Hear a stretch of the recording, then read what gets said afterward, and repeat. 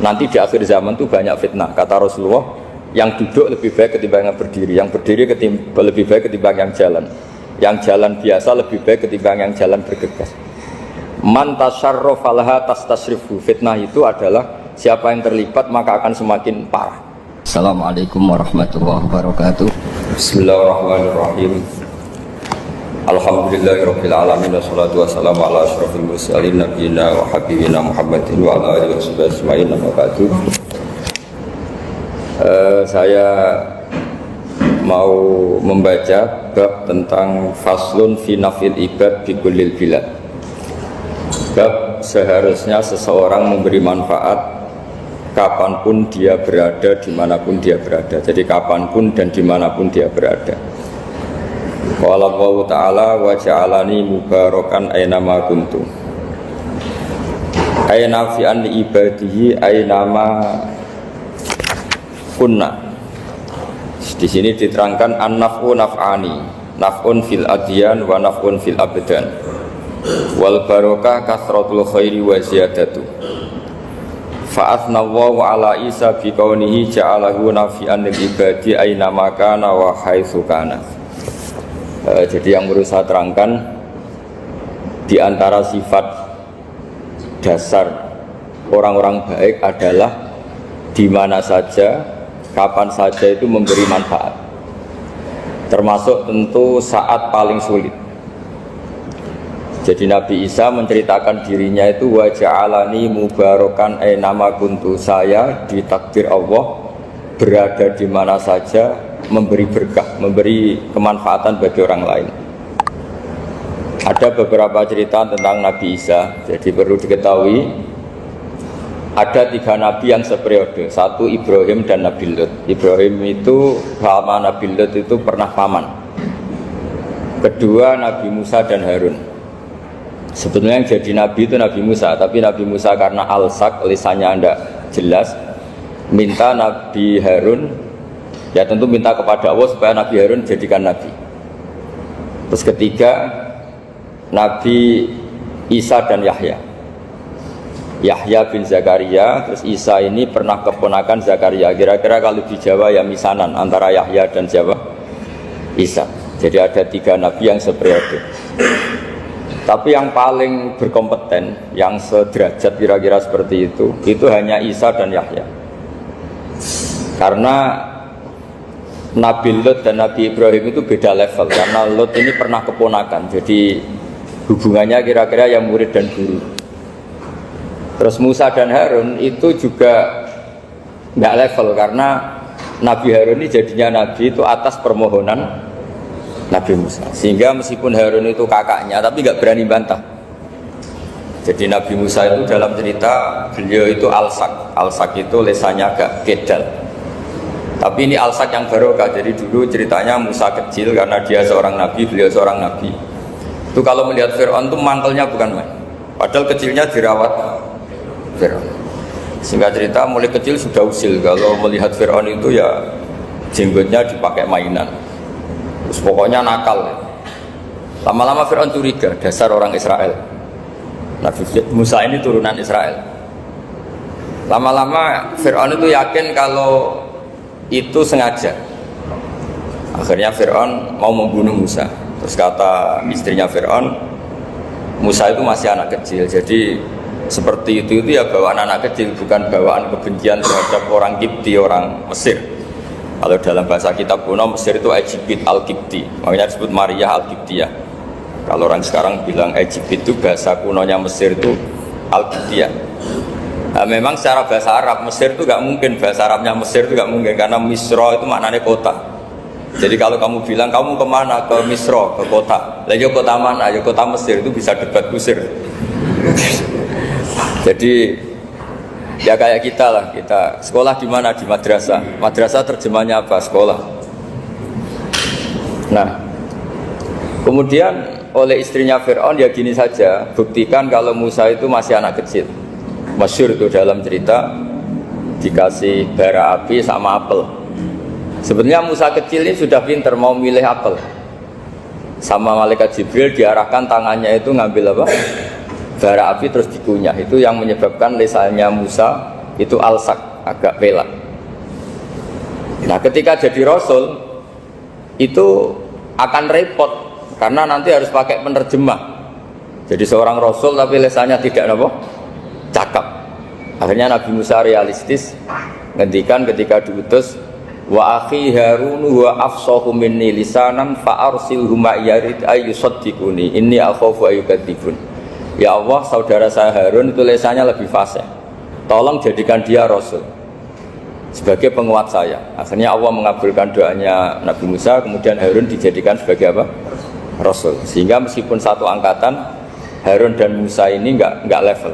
Artinya enggak level itu ya Harun yang takut Musa. Terus ketiga ini Nabi Yahya dan Nabi Isa.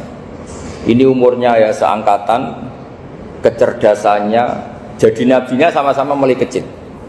Kita tahu Nabi Yahya termasuk yang diberi khitab Allah, ya Yahya khudil kitaba biquwwah wa atainahul hukma sobiyya. Yahya berpeganglah kitab secara kuat dan dia saya kasih kenabian ketika kecil. Sama dengan Nabi Isa yang disebut wa yukallimun nasa fil mahdi wa kahla. Sehingga karena selevel, dua nabi ini menjadi figur besar dalam manhaj, dalam metode dakwah. Dua karena masih misanan tadi, kalau Jawa kira-kira mirip misanan. Dua nabi ini kalau memilih satu kampung, itu kalau Nabi Yahya itu milih kalau singgah di satu kampung, Nabi Yahya mesti tanya, orang sini yang paling soleh siapa, yang paling baik siapa. Ya terus singgah atau nginap di rumahnya orang baik tadi. Tapi kalau Nabi Isa enggak, orang sini yang nakal siapa, yang paling beling siapa. Terus Nabi Isa singgah di situ. Akhirnya ada pertanyaan dari Nabi Yahya, lima tanzilu ala syirarin nas, kenapa kamu selalu singgah di orang-orang nakal? Syiror itu orang-orang nakal. Masyhur itu Nabi Isa menjawab, ana tabibun udawil mardo. Di mana-mana Nabi itu ibarat seorang dokter, kerjaannya tentu menyembuhkan orang-orang yang sakit. Jadi dua nabi ini sering berdebat, tentu debat yang baik, dan itu menjadi cara Jawa itu punjeri ilmu. Jadi manhaj ilmu besar antara Yahya dan Isa. Begitu juga Nabi Yahya itu kelihatan agak rileks, panik, saking takutnya sama Allah. Kalau Nabi Isa itu rileks, pokoknya kumpul orang-orang nakal itu ya rileks. Akhirnya ada dua pertanyaan sekaligus nanti jadi dua manhaj. Kenapa kamu sering masam itu, sering kalau bahasa Arab itu abasa ya. Terus yang Nabi Yahya balik bertanya, kenapa kamu sering senyum, sering tertawa? Kenapa memangnya? Terus ka'annaka ta'manu min makrillah, kamu sering senyum kayak kami sudah terbebas dari azab Allah, dari ditegur Allah, seakan-akan kamu orang paling benar yang gak akan salah. Nabi Isa balik tanya, sama kamu sering masam, sering meru, ka'annaka taqnatu min rahmatillah, seakan-akan kamu putus asa dari rahmatnya Allah. Sehingga kemudian itu jadi manhaj besar. Kalau terlalu senyum ya dianggap orang yang kayak nggak punya perasaan dosa. Tapi kalau terlalu masam, terlalu merenggut, seakan-akan rahmat Allah itu terbatas. Sehingga seakan-akan Allah itu rahmatnya nggak cukup lah untuk mengelola manusia ini. Sehingga itu jadi metode besar yang masyhur itu dalam sebuah hadis Nabi ngendikan, ulama ummati ka anbiya Bani Israil. Ulama umatku itu kapasitasnya atau fungsinya atau manfaatnya setingkat nabi-nabi Bani Israil. Karena ketika umat ini enggak ditunggui para nabi setelah Rasulullah SAW, itu yang nunggui hanya ulama. Tapi ulama ini sudah cukup mewakili para nabi Bani Israil. Dan banyak syurahul hadis, para penyarah hadis mensarahkan, Nabi tidak ngendikan ulama ummati kamisli seperti saya, tapi ka'ambiyai Bani Israel, bagaimana nabi-nabi Bani Israel. Nabi Bani Israel itu macam-macam, termasuk ada yang tidak nikah, yaitu yang bernama Yahya dan Isa. Delala umatnya Nabi itu ada orang alim alamah yang ilmunya melegenda, yaitu namanya Imam Nawawi, itu tidak nikah sampai kapundhut. Meskipun dalam ajaran syariatnya Nabi an-nikah sunnati, tapi selalu ada orang yang ditakdir tidak nikah. Karena masyhur, karena sibuk ngurus ilmu. Bukan karena tidak laku, yang jelas itu bukan karena tidak laku. Imam Nawawi itu ganteng, orangnya ya normal, tapi karena sibuk nulis, beliau sampai kabudut itu tidak nikah. Imam Sibawayh itu suka sekali sama ilmu, menjadi istri utamanya ya ilmu itu. Dia ganteng, Sibawayh itu maknanya itu apel, dia ganteng sekali, sampai banyak cewek yang seneng. Akhirnya dia nikah, tapi nggak pernah dikumpulin. Dia belajar terus. Ketika beliau ke pasar, dulu nggak ada supermarket, beli kertas, kitabnya dibakar semua sama istrinya. Dikira istrinya terus mencintai dia, malah diceraikan. Itu siapa? Imam Sibawayh. Terus ada umatnya Nabi yang paling unik di dunia. Mungkin Pak dosen, saya kiai pun nggak bisa niru. Itu ada orang tuh ganteng sekali, istrinya cantik sekali. Itu tahu-tahu sudah 10 tahun tidak pernah hubungan suami istri. Karena ketika si suami itu tahu istrinya cantik, itu langsung sholat sujud syukur, sholat terus, saking senengnya punya istri cantik. Yang istrinya cantik juga solihah, tahu suaminya ganteng ya terus sholat terus syukur. Itu sampai berhari, sampai bertahun-tahun. Terus ketika ketemu, cocokan, dek kita sudah nikah berapa? Terus dilihat, kayaknya sudah 10 tahun, tapi tidak pernah hubungan. Oh itu nggak kebayang, itu ganteng sama cantik. Kalau jelek sama jelek itu mungkin. Yang satu bilang naudzubillah, satu itu kan nunggu rafa saja. Ini nggak ganteng sama cantik. Nah kenapa kualitas ulamanya Rasulullah itu bisa seperti Nabi Bani Israel? Karena agama ini, umat ini sudah ada ditunggui para nabi. Sehingga mau tidak mau kualitas ulama, alhamdulillah barokahnya Nabi itu berkualitas kayak nabinya Bani Israel.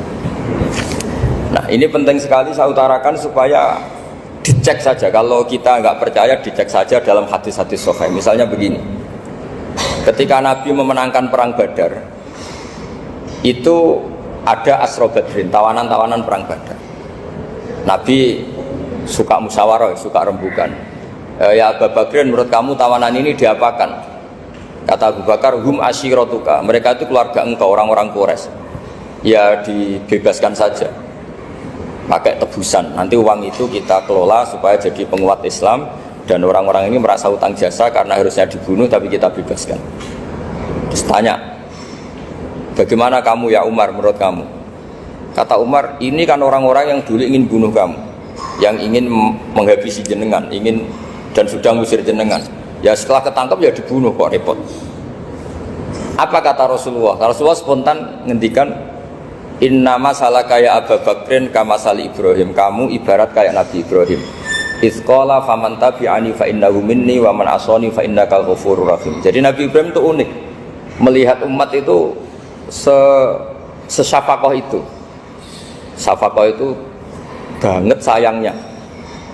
Nabi Ibrahim cara berpikir, faman tabi'ani fa innahu minni, orang yang ikut saya ya Allah pasti golongan saya, tentu layak masuk surga.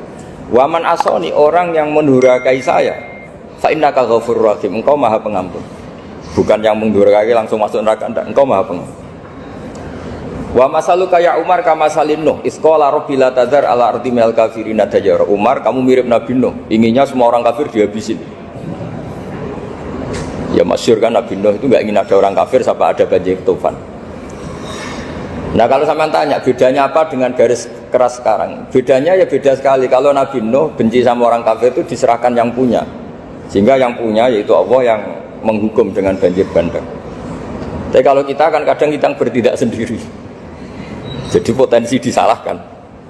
Yang jelas dalam hadis-hadis sahih, Nabi Nuh itu tidak bisa mensyafaati karena itu. Ketika diminta ini hadis sahih, bukan ada di Bukhari, ada di Muslim. Karena biasanya kalau di kota itu ditanya ini sahih enggak. Untungnya yang tanya kadang enggak paham, ini alhamdulillahnya jadi wah repot. Nabi Nuh itu diantara sebabnya enggak bisa mensyafaati adalah pernah corong Jawa maksudno kaume. Kalau dalam bahasa Arab itu da'a li Zaidin berarti mendoakan positif, kalau da'a la Zaidin mendoakan negatif. Kalau orang Jawa itu ada doa, ada pasot. Nabi Nuh adalah orang yang pernah maksudkan kaumnya. Nah, saya cerita sedikit tentang Nabi Nuh dan Nabi Ibrahim. Nabi Ibrahim dianggap tadi cerminannya Abu Bakar, dianggap niru Ibrahim, cerminannya Umar, dianggap niru Nabi siapa? Nabi Nuh. Lalu kalau sampean tanya, bedanya gimana? Begini logikanya. Andai kan kita mengkaji secara akademik begini. Ada ulama besar namanya Abdul Hasan Asyadzili, itu masyhur di Indonesia menjadi Thariqah Asyadziliyah. Terus ada seorang muridnya minta gini, ya Abdul Hasan Asyadzili, tolong saya dikasih ijazah supaya saya tidak pernah maksiat di bumi ini. Karena saya takut sama Allah, kalau saya maksiat itu merasa tidak nyaman dengan Allah. Abdul Hasan Asyadzili ini malah marah besar. Atuhibbu alla tadhara maghfiratu. Kalau kamu tidak pernah maksiat, berarti kamu suka maghfirahnya Allah Ta'ala itu tidak kelihatan, karena nggak ada yang maksiat. Tapi bukan dukung kamu yang tidak ada, ini cerita ilmiah. Tapi kalau Said Abdul Al-Haddad itu kebalikannya. Ada orang fasik itu hidup berkeliaran, mengganggu masyarakat, ganggu ketertiban agama. Ada kiai atau siapa gitu mendoakan supaya tobat atau dikasih panjang umur supaya nanti bisa tobat. Itu beliau Said Abdul Al-Haddad marah besar. Man da'a li fasikin bil baqa faqad ahabba ayyusawahu fi ardi. Orang yang mendoakan orang fasik hidup berarti dia suka Allah dimaksiati di buminya. Jadi akhirnya jadi kutub besar, yang satu Sadziliyah, yang satu Haddadiyah. Kenapa ya? Karena tadi yang satu cerminan Nabi Isa, yang satu cerminan Nabi Yahya. Sebagaimana sabda Rasulullah tadi, ulama ummati ka anbiya'i bani Israil. Juga masyhur dalam aplikasi pengajaran juga gitu. Masyhur sekali dalam kitab-kitab diceritakan. Kalau Said Abdul Al-Haddad, kalau ada orang sowan itu, kamu ngaji sama siapa? Sama si A. Pernah nangis gak pas ngajar? Gak pernah. Udah gak terus, gak usah diterusin ngaji orang seperti itu. Hatinya atas, wong ora iso nangis ya. Tapi kalau Abdul Hasan Asyadzili kebalikan. Kamu ngaji sama siapa? Sama si A. Pernah tertawa enggak kalau ngaji? Enggak pernah. Udah, enggak usah ngaji sama orang itu. Orang enggak bisa syukur. Jadi itu manhaj besar. Nah, akhirnya orang-orang kayak kita ini enggak jelas semua. Nangis ya bisa, syukur, guyu ya bisa. Cuma celakanya kalau kita nangis karena tidak punya uang, kalau guyu karena punya uang, itu masalahnya. Tapi kalau wali-wali dulu enggak. Kalau senyum ya karena saking yakin rahmatnya Allah itu wasiat rahmatu. Kalau nangis ya karena takut azabnya Allah. Kalau kita kan enggak, sangat-sangat materialistik. Ini yang membedakan kita. Sebenarnya nangis dan senyum itu satu keharusan karena Allah punya madharul jalal. Ketika Allah dengan sifat keagungannya, maka kita ini cara Jawa serako bersenyum. Tapi Allah itu kadang sebagai madharul jamal, adanya satu keasikan. Sehingga yang merengut itu yang salah. Makanya dalam ilmu tasawuf, kutub wali itu hanya dua. Allah dengan madharul jalal, dengan Allah yang madharul jamal. Contoh madharul jalal misalnya gini. Ketika Nabi Musa ingin melihat Allah, saking kangennya ingin melihat Allah, Rabbi arini anzur ilaik, ya Allah saya beri hak untuk melihat engkau. Allah dengan jalalnya gini, Allah itu qadim, superior. Tentu gak layak tersentuh barang hadis itu makhluk. Sehingga ketika falam mata jalla rabbuhu lil jabali ja'alahu dakka wa kharra Musa sa'iqa. Sehingga enggak levelnya apapun hebatnya Nabi ini tetap makhluk. Sementara Allah itu qadim. Enggak kuat. Makhluk yang fana ini, yang profan ini enggak kuat. Enggak kuat menampung zat yang qadim, yang superior, sehingga gunung pun hancur. Nabi Musa pingsan. Tapi ketika Allah dengan madharul jamal itu Allah dengan keindahannya, dengan kasih sayangnya, memberi hak makhluknya untuk melihat. Nah, di sini ini Allah sering ngendikan wujuhu yauma idzin nadhirah ila rabbiha nadhirah. Nanti ada wajah-wajah yang di surga itu melihat saya, kata Allah. Tapi apakah betul melihat kayak saya melihat dosen, melihat Pak Rektor, melihat teman-teman? Itu tidak bisa. Karena Allah itu qadim, sehingga meskipun manusia ahlul jannah melihat Allah, tetap Allah ngendikan la tudrikuhul absar wa huwa yudrikul absar. Karena Allah dibalik jamalnya ya punya jalal, dibalik jalalnya juga punya jamal. Sehingga selalu di Quran itu diulang beberapa kali supaya proporsional. Nah, kenapa ahli sunnah tetap berkeyakinan Allah bisa dilihat? Logikanya begini, fa inna kulla maujudin yasihu ayyura. Allah itu zat sing nyata-nyata wujud dan punya eksistensi. Di mana-mana sesuatu yang wujud itu layak untuk bisa dilihat. Lalu pertanyaannya gini, kenapa kita tidak bisa melihat sekarang kok nunggu di akhirat? Karena mata kita sekarang itu profan, fana. Sementara kita setelah di surga, tubuh kita didesain abadi. Ya saya ulang lagi ya, setelah kita di surga, semua fisik kita ini didesain abadi. Tentu karena desainnya sudah abadi, layak melihat zat yang abadi. Tapi pertanyaannya, kenapa tidak bisa ikhatoh, tidak bisa melihat sampai faham, la tudrikul absar? Karena abadi kita itu diabadikan. Sebagaimana surga abadinya diabadikan, neraka diabadikan. Sementara Allah abadi dengan dirinya sendiri, yaitu Al-Qayyum, atau dalam bahasa ngajinya qiyamuhu binafsi. Nah lalu pertanyaan, makanya Mu'tazilah itu menentang betul kalau orang di surga bisa melihat Allah. Cara berpikir Mu'tazilah, melihat itu artinya yang dilihat ada arahnya, sementara Allah terbebas dari arah.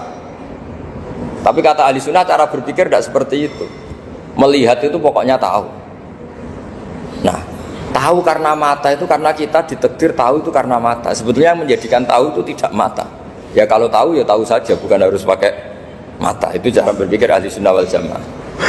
Jadi sabri ya bocoran. Kenapa madzhab ahli sunnah itu yang dipilih oleh banyak mayoritas di dunia, jumhur itu. Ahli sunnah itu dianggap pikirannya lebih orisinal. Misalnya ahli sunnah kalau ditanya, kenapa kamu melihat? Ya melihat saja. Kenapa kamu mendengar? Ya mendengar saja. Kesannya itu tidak rasional, kayak orang yang nggak pinter itu. Tapi sebetulnya itu yang benar. Jadi cara berpikir ahli sunnah itu melihat itu menjadi tahu. Menjadi tahu itu bisa karena mendengar, bisa karena melihat, bisa karena dikasih tahu, bisa karena bersentuhan. Sebab itu di Quran itu ada ayat ala ya'lamu man khalaqa, bukankah zat yang menciptakan itu menjadi tahu. Sehingga kenapa Allah itu selalu tahu? Karena Allah yang menciptakan. Kalau kamu tahu karena mata, sekali itu jauh, maka kamu tidak melihat. Atau kamu sekarang buta, kamu tidak melihat. Atau tertutupi barang itu, maka kamu tidak melihat. Tapi kalau kamu tahu karena kamu menciptakan, maka akan melihat terus. Misalnya saya ini tukang batu. Saya ingat betul ketika saya bangun Monas, itu pulpen saya tak tanam di dalam Monas. Saya ingat betul kalau pulpen saya warnanya putih, tak tanam di Monas 2 meter dari pondasi. Setelah saya pulang ke Jogja ditanya, di dalam Monas ada apa? Ada pulpen, posisinya 2 meter dari pondasi. Kenapa saya tahu? Karena saya yang menciptakan. Nah, karena menciptakan ini sehingga tahu saya akan terus menerus. Tapi kalau tahu karena mata, sekali barang itu tertutupi, nggak tahu. Misalnya saya tahu jenengan karena dekat sekali jenengan kemana-mana, saya sudah tidak tahu. Tapi kalau saya menaruh sesuatu di tubuh Anda, sehingga kamu kemana-mana tetap tahu bahwa barang itu ada di tubuh Anda. Nanti kalau ada yang protes, tapi bisa saja Gus barang itu dicuri orang, kemudian Anda tidak tahu. Yang menjadi tidak tahu karena saya sudah tidak menciptakan suasana itu. Selagi saya yang menciptakan, maka akan tahu terus. Nah, tapi karena Allah ini menciptakan semua yang ada di bumi, maka Allah tahu terus. Jika Allah tahu cara bikin kuman, terus tahu bahwa manusia itu punya kuman, kumannya punya organ, organnya juga punya kuman. Terus gak kebayang. Kamu bayangkan kayak, makanya Allah itu kalau cerita sederhana, innallaha la yastahi ayyadriba mathalam ma ba'udatan fama fawqaha. Allah itu tidak malu bikin perumpamaan nyamuk, karena nyamuk itu lebih dahsyat timbang gajah. Para pematung itu disuruh bikin gajah masih mampu, bikinkan patung gajah, mungkin masih sanggup. Tapi kalau tak suruh bikin patung nyamuk, nggak usah bikin hidup, patungnya saja sekecil itu. Padahal nyamuk kecil itu punya organ tubuh. Lalu bikinnya organ tubuh nyamuk itu kayak apa? Organnya punya kuman, kumannya punya organ, organnya juga punya kuman. Sehingga orang-orang alim itu baca nyamuk itu lebih jadi ayat Allah ketimbang melihat dinosaurus. Tapi sekarang orang itu nggak tertarik ceritanya. Jadi beda perasaannya orang alim sama orang awam. Kalau orang awam tuh melihat mukjizat kan yang dasar-dasar kayak dinosaurus, gajah, wow gitu. Kalau orang alim nggak, malah melihat nyamuk. Nah, kealiman seperti itu terjaga di umatnya Muhammad, di umatnya Rasulullah Muhammad SAW. Karena ketika umat ini nggak ditunggui para nabi, itu Allah menjamin Muhammad, ulama umatmu nanti punya kemampuan seperti nabi. Tentu tidak dalam keutamaan ya, keutamaan tentu nggak sekelas sama Nabi. Kenapa itu terjadi? Karena tadi para Nabi ini mewakili sekian karakter. Kalau kita sangat mencintai Indonesia, maka kita akan tegas siapapun yang ingin menghancurkan Indonesia. Itu kira-kira cerminan Nabi Nuh.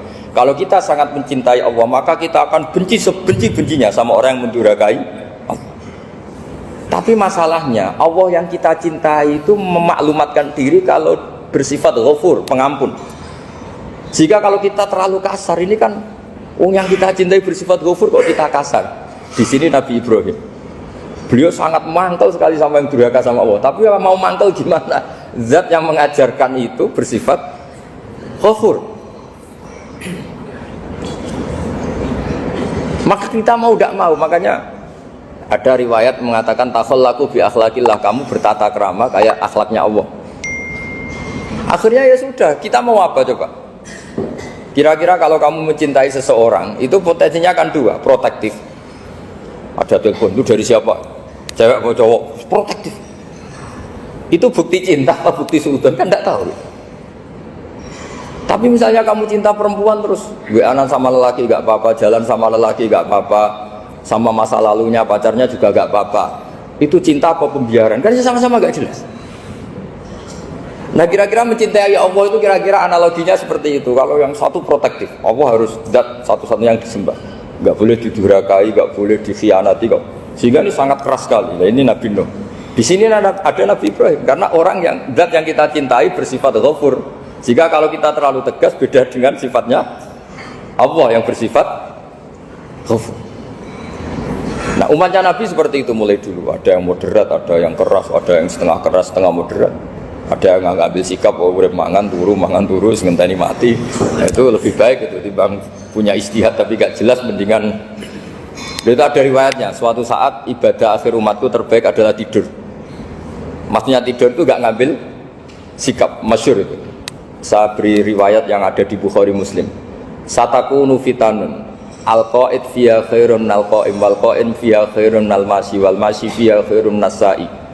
Nanti di akhir zaman itu banyak fitnah, kata Rasulullah.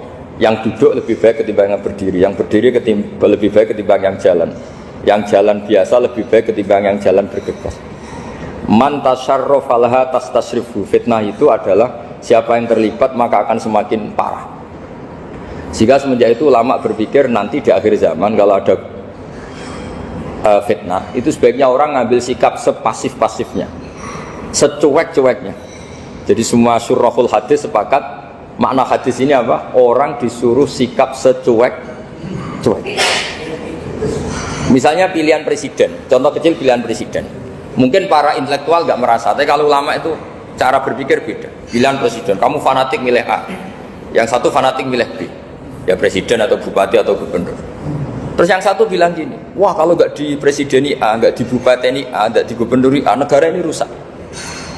Mungkin betul dari segi jejak rekamnya A ini bagus.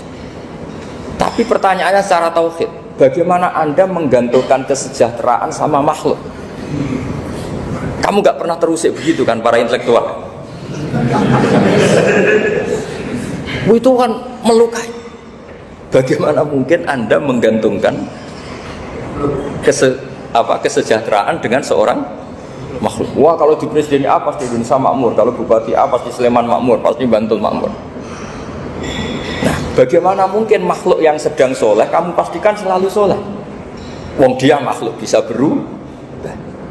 Sementara yang B misalnya fasik, wah kalau dipimpin B pasti rusak negara. Bagaimana kamu pastikan B yang fasik selalu fasik? Biar aja dia husnul khotimah, yang fasik pas mimpin jadi soleh, yang soleh pas mimpin jadi fasik. Akhirnya ulama karena tahu sifat manusia itu rubah-rubah dan kendali di tangan Allah, sikapnya nggak jelas. Saya ini termasuk orang yang terkenal nggak jelas. Karena kalau ditanya, Gus sampean pilih presiden mana, bakti mana? Sanut pangeran sing dadi aku loyal. Wah, anut pangeran yo kacau. Wah, luwih kacau menan anut pangeran kata saya. Ini kan sudah nggak sambung karena pikirannya ulama. Memang nggak beda, cara berpikir ulama itu beda. Bahkan bapak saya itu kalau didik saya itu begini. Kalau meseli saya atau ngirim saya dulu itu kan pakai mesel. Ini uang kamu 500.000 untuk kamu. Mesti ditambahi 100.000. Ini untuk buat jajan sama teman-teman. Mesti ada uang pokok, ada uang sodako. Dulu saya sering tanya, kenapa bapak sangat menghormati teman-teman saya? Kata bapak, aku kowe mondok aku ora iso nyukupi, sing iso nyukupi ya kanca-kanca. Ternyata betul, rata-rata anak kuliah atau anak mondok uang pribadinya kan 8 hari dari dikirim sudah habis. Berarti kan masih 22 hari kok bisa hidup, itu kan barokahnya teman-teman. Malah yang agak beling itu 1 hari sudah habis, berarti ada 29 yang bergantung sana sini. Sehingga Nabi dulu cara ngendikan itu unik. Kata Nabi, da'un nasa yarzuqu wahu ba'duhum ba'duh. Manusa barnawa, engko saling memberi rezeki. Ketika ada collab, Medina itu pernah collab, terus sekarang pernah defisit itu. Beberapa pakar ekonomi datang ke Rasulullah, ya Rasulullah, sa'ir, tolong dikasih harga standar. Tapi apa jawabannya Nabi? La tusairu fa inna Allaha huwal musair. Kamu jangan kasih harga, Allah sendiri yang menentukan harga itu. Terus kata Nabi, kenapa engkau begitu ya Rasulullah? Ini negara harus ditentukan harga karena gini-gini. Kata Nabi, saya tidak ingin ketemu Allah dalam keadaan dolim. Tapi ini tentu di teori ilmu modern ini masalah. Tapi menurut orang modern.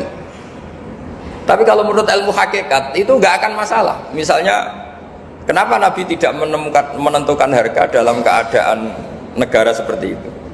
Jawabannya pakar-pakar hakikat.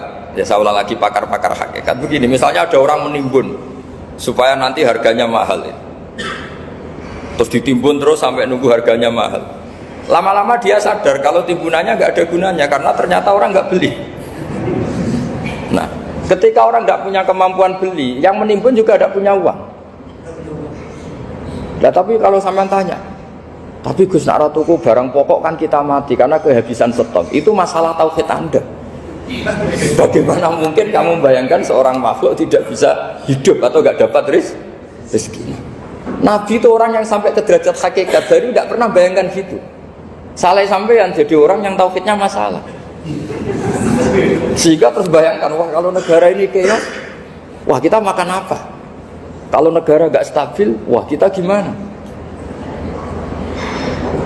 Itu tidak bisa seperti itu. Dulu ketika kita dijajah Belanda, itu kiai-kiai kita, Mbah Hasyim Asy'ari, Mbah Ahmad Dahlan, mondoknya di Mekah. Sampai alim alama, dua beliau, Mbah Hasyim sama Mbah Ahmad Dahlan itu ngajinya sama-sama Syekh Khotib Minangkabau.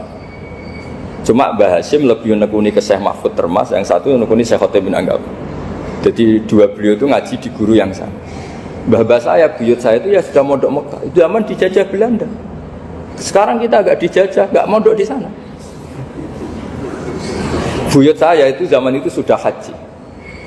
Buyut kelima saya itu dulu kalau ingin cari tempat yang teduh itu masuk ke gua. Itu masuk gua itu hanya kepalanya saja, kakinya masih di luar. Karena gua di Arab tidak seperti gua di sini. Kalau gua di sini kan orang bisa masuk semua. Kalau gua Arab kan hanya celah-celah batu-batu besar. Sehingga ketika Rasulullah hijrah ke Madinah, singgah di gua Sur, kata Abu Bakar gimana? Andai kan ada orang kafir di depan gua, kata Abu Bakar gimana? Andai kan mereka melihat kakinya pasti melihat kita.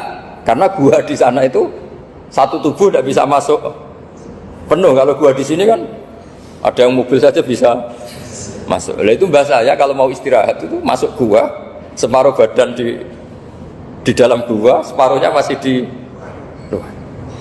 Nah sekarang terus kita bilang, wah kalau kita negara tidak stabil kita haji kemana? Dulu zaman dijajah Belanda kita bisa haji.